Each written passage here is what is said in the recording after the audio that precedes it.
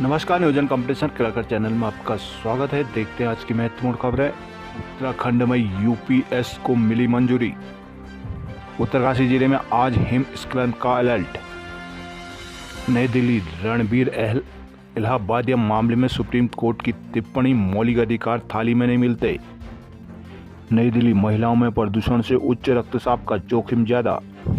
लखनऊ, मायावती ने भतीजे अवकाश को बसपा से निकाला। गोपेश्वर माणा हिमस्खलन हादसे में मजिस्ट्री जांच के आदेश। देहरादून कैबिनेट फैसला, महिला उत्थान की 5 योजनाओं को दी गई मंजूरी। पर्वतीय क्षेत्र में बाइनरी को बढ़ावा देने से बढ़ेगा निवेश। अब इलेक्ट्रॉनिक में डिप्लोमा इंटर के समकक्ष होगा। देहरादून ट्राउट मछली उत्पादन को 200 करोड़ की योजना। नई दिल्ली, बलूनी ने चमोली के विकास को केंद्र से 544 करोड़ मांगे। गैरसैंण के राजकीय इंटर कॉलेज कुनीगाड़ में प्रवक्ता का जलाशव मिला। नैनीताल, पीसीबी 24 घंटे में जांच रिपोर्ट करें पेश, हाईकोर्ट। कोटद्वार मेयर ने निरीक्षण कर व्यवस्थाओं को जांचा। श्रीनगर में सड़क पर वाहन खड़े करने पर रोक लगाने की मांग। श्रीनगर में सिविल लाइन के ढक्कनों की मरम्मत हुई शुरू। पौड़ी, भू कानून उल्लंघन पर अब तक 94 को दिया गया नोटिस। पौड़ी में वन विभाग ने 563 मामलों में बांटा मुआवजा। कथाकार सुभाष पंत को दिया गया पहला उत्तराखंड भूषण सम्मान। उत्तराखंड में साहित्य को पर्यटन से जोड़ रही है प्रदेश सरकार दामी।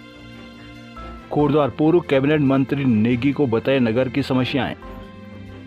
रुद्रप्रयाग में रामबाड़ा के आसपास मजदूरों ने हटाई बर्फ। नई टेहरी, चंबा के शूटा गांव में पानी के बिल ज्यादा आने से रोष। नई टेहरी जनता मिलन में 30 शिकायतों का किया गया निस्तारण। चारधाम यात्रा में पंजीकरण के साथ अब भरना होगा डिस्क्लेमर फॉर्म। रुद्रप्रयाग में सुरक्षा के बीच पुलिस भर्ती परीक्षा शुरू। कोटद्वार में फसल को नुकसान पहुंचा रहे हैं हाथी। उत्तरकाशी, प्रधानमंत्री नरेंद्र मोदी के दौरे को लेकर पार्किंग, सड़क, हेलीपैड आदि की तैयारियां हुई पूरी।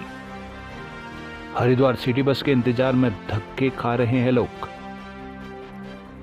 हरिद्वार में सीईओ दफ्तर में किसानों ने दिया धरना। हरिद्वार में आईपीटीवी का आनंद उठाएंगे अब दर्शक। उत्तराखंड को ग्रीन टूरिज्म हब बनाने की जरूरत, राज्यपाल। दून का ऐतिहासिक झंडा मेला 19 मार्च से होगा शुरू। देहरादून के अजबपुर के स्कूल परिसर में खेल रहे थे बच्चे, तभी ढह गई बाउंड्री वॉल। सहकारी चुनाव का नई सिरे से ऐलान। उपनल ने मुख्यमंत्री राहत कोष में दिए 1 करोड़। जौली ग्रांट में अंतर्राष्ट्रीय उड़ान की संभावना तलाशें अधिकारी, त्रिवेंद्र रावत। विकासनगर, अवैध मदरसों के खिलाफ प्रशासन का डंडा, 5 किए गए सील। देहरादून के बद्रीस कॉलोनी में 4 दिन से पेयजल संकट से परेशान हो रहे हैं लोग। उत्तराखंड में मरीजों को उच्च गुणवत्ता की दवा उपलब्ध कराने को बदला जा रहा है सिस्टम। अब सीधे औषधि भंडार नहीं, अस्पतालों में भेजी जाएंगी दवाएं। रुड़की के नगर निगम बोर्ड की पहली बैठक में हुआ हंगामा। लाल कुआं में गुस्साए खनन व्यवसायी सड़कों पर उतरे। हल्द्वानी में ऑनलाइन रजिस्ट्री के विरोध में 5 को होगी महापंचायत। कालाढूंगी रोड पर गर्जी जेसीबी अतिक्रमण, ध्वस्त सामान किया गया जब्त। हल्द्वानी के सरस मेले में छाए वन राज्यों के बनाए लकड़ी के बर्तन। हल्द्वानी में रोडवेज, कहीं सवारियों का टूटा, कहीं बसों का संकट। धारचूला, ग्लेशियर टूटा, हिमखंड से सोगला ढाकर सड़क हुई बंद। बेरीनाग में छात्र नेता का तहसील परिसर में धरना। चंपावत, पंचेश्वर में प्रस्तावित बांध का निर्माण अधर में लटका। चंपावत पालिका ने बकायेदारों को भेजे अंतिम नोटिस। टनकपुर, पूर्णागिरी मेले में 11 दिन शेष, तैयारियां अभी आधी अधूरी। थल 7 सीलिंग सड़क की बदहाली पर गुस्सा। भिकेशन, 2 अस्पतालों में से रेफर एम्बुलेंस में सुरक्षित किया गया प्रसव। अल्मोड़ा, सैंपल जांच कांड, आखिर कैसे मिल गया विवादित कंपनी को ठेका। रानीखेत में व्यापार बचाने और पर्यटन बढ़ाने को बनने योजना। गरुड़ मेला डोंगरी में हेली सेवा का सफल रहा ट्रायल। कपकोट में सड़क सुधारने तक अनशन पर डटे रहेंगे ग्रामीण।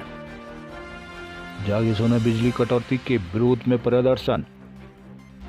काशीपुर में लघु व्यापारियों के लिए बनेंगे वेंडिंग जोन। रुद्रपुर में रिटायर्ड लेफ्टिनेंट कर्नल से ठगी का इनामी दबोचा।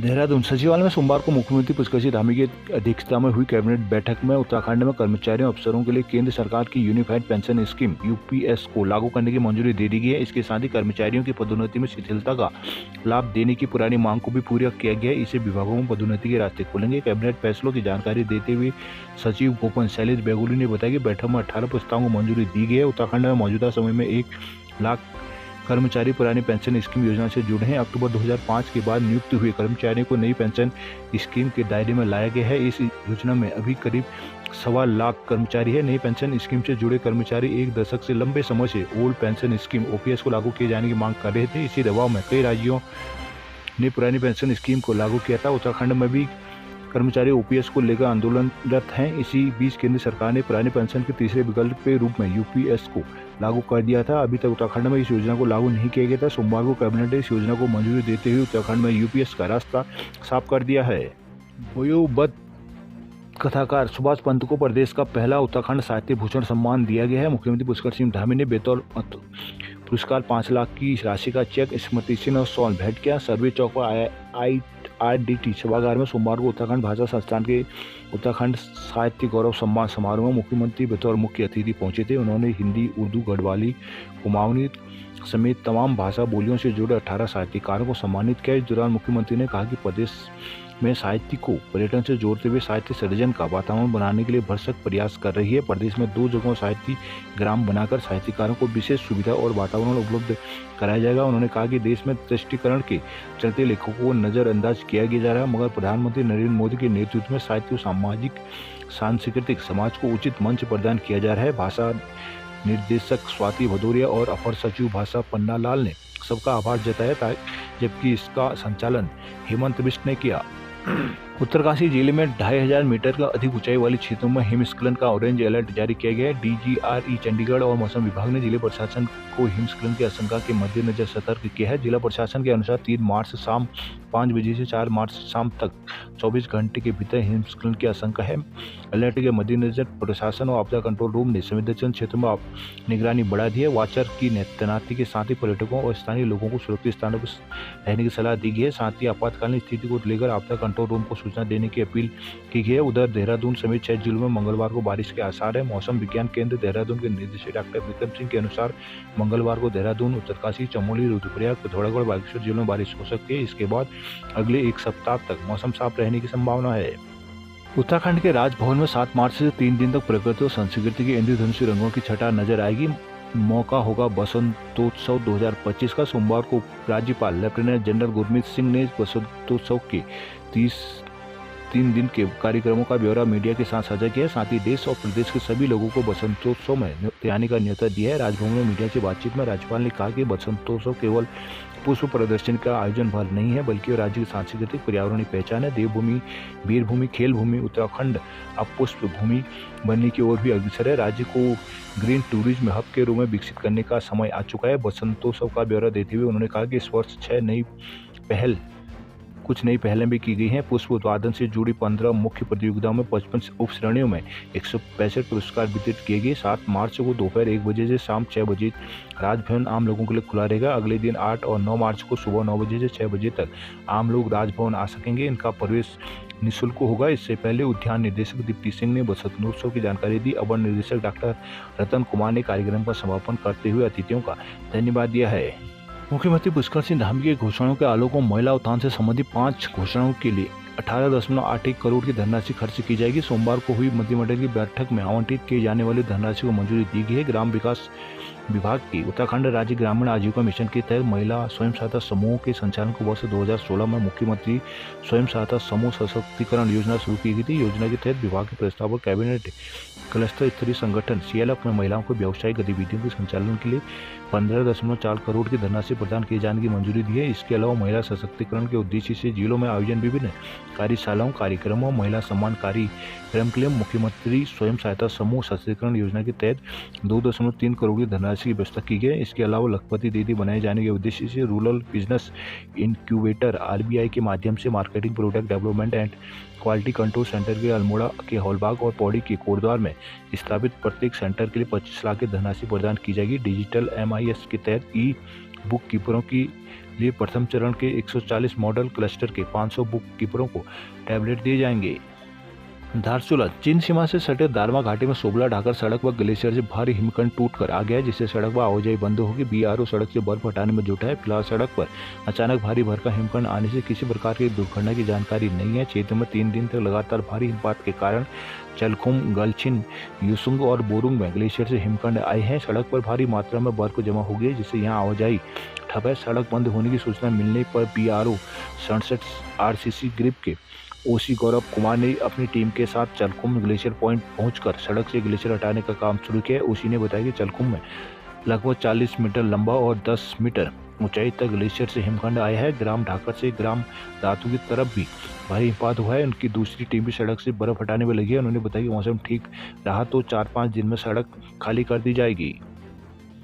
चंपावत पंचेश्वर बांध परियोजना परवान नहीं चढ़ पा रही। पड़ोसी देशों नेपाल के साथ संयुक्त रूप से बनने वाली परियोजना का कार्य नेपाल सरकार की रुचि न दिखाने से ठंडे बस्ते में चले गए। बीते साल पंचेश्वर से क्षेत्र में टनल निर्माण कर रही कंपनी ने सामान समेट लिया है। पंचेश्वर बांध परियोजना का प्रारंभिक सर्वे 1960 में उत्तर प्रदेश सिंचाई विभाग के अनुसंधान निर्माण नियोजन विंग ने किया था। 1980 के बाद इस काम को CWC को सौंपा गया। भारत और नेपाल सरकार ने सर्वेक्षण कार्य को युद्ध स्तर पर संचालित करने के लिए वर्ष 1996 में संयुक्त परियोजना कार्यालय GPO स्थापित किया था। वर्ष 2014 में केंद्र में NDA की सरकार बनने पर प्रधानमंत्री नरेंद्र मोदी के नेपाल दौरे के बाद परियोजना के निर्माण कार्य में तेजी आने की उम्मीद जगी थी, जिसके बाद वर्ष 2016 में वापकोस कंपनी ने पंचेश्वर बांध की DPR तैयार की थी, लेकिन एक दशक होने को आया है। इस दशा का कोई भी प्रगति आगे नहीं बढ़ सके। बांध से 5040 मेगावाट बिजली का उत्पादन होना है। बांध के डूब क्षेत्र में आने वाले चंपावत, पिथौरा और अल्मोड़ा जिले के 134 गाँवों के विस्थापन की अब तक कोई कार्य योजना नहीं बन सकी है।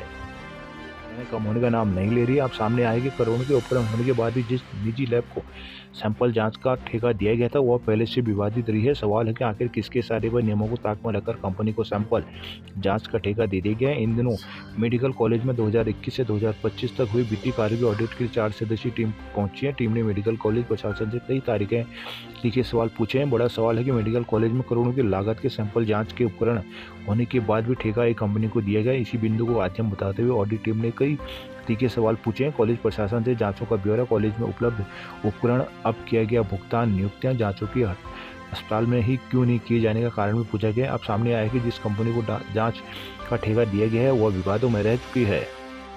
कपकोट के काफली कमेड़ा में सड़क सुधारीकरण की मांग को लेकर ग्रामीणों का क्रमिक अनशन सोमवार को भी जारी रहा। इस दौरान ग्रामीणों ने शासन प्रशासन के विरुद्ध नारेबाजी की। उप जिलाधिकारी के नेतृत्व में राजस्व और PMGSY की टीम वार्ता के लिए पहुंची। ग्रामीणों ने कहा कि कार्य शुरू होने पर आंदोलन स्थगित करेंगे। गांव में क्रमिक अनशन पर बैठे ग्रामीणों ने कहा कि 2 सप्ताह बाद प्रशासन शासन जागा है। SDM अनुराग आर्य और PMGSY के अधिकारी वार्ता करते गए। कहा कि नई सड़क से सड़क के लिए भूमि चयन करेंगे, सर्वे भी शुरू होगा। पेयजल तथा दूरसंचार की समस्या का शीघ्र समाधान होना है। आंदोलित ग्रामीणों ने कहा कि उन्हें कई बार आश्वासनों का झुंझुना मिल चुका है। वार्ता में PMGSY के AE राजेंद्र रावत, कानून को त्रिभुवन बोरा आदि रहे। यहाँ प्रधान प्रशासक मुन्नी देवी, चामू देवली, समिति के अध्यक्ष नंदन सिंह दानू आदि मौजूद रहे।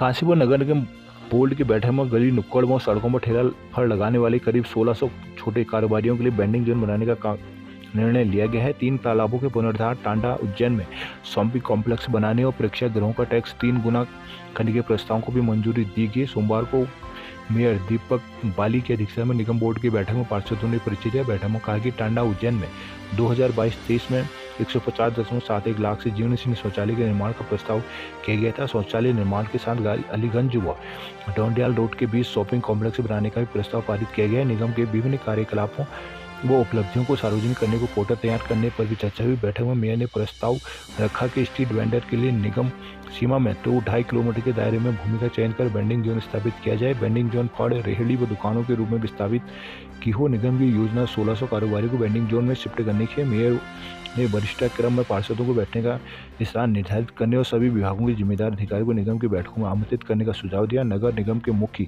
द्वार का नाम भूतपूर्व पालिका अध्यक्ष राजकुमार चौबे के नाम पर रखने की सहमति बनी है। पार्षदों के निवास स्थानों पर निगम फंड से बोर्ड लगाने का निर्णय लिया गया है। बैठक में कहा गया कि निगम में जल चक्रण के लिए 11 करोड़ की राशि है। इसका सदुपयोग वार्ड नंबर 3, 5 और 17 के तालाबों के जल संवर्धन के लिए किया जाए। साथ ही अन्य तालाबों को चिन्हित कर कब्जा मुक्त करने पर भी सहमति बनी है। बैठक में एक बार में पूरी सड़क निर्माण करने की बात की है। इसके लिए भले ही टेंडर की प्रक्रिया क्यों न अपनानी पड़े। इसके अलावा कई और मुद्दों पर चर्चा की। यहाँ आयुक्त विवेक राय, कार्यालय अधीक्षक विकास शर्मा आदि मौजूद रहे।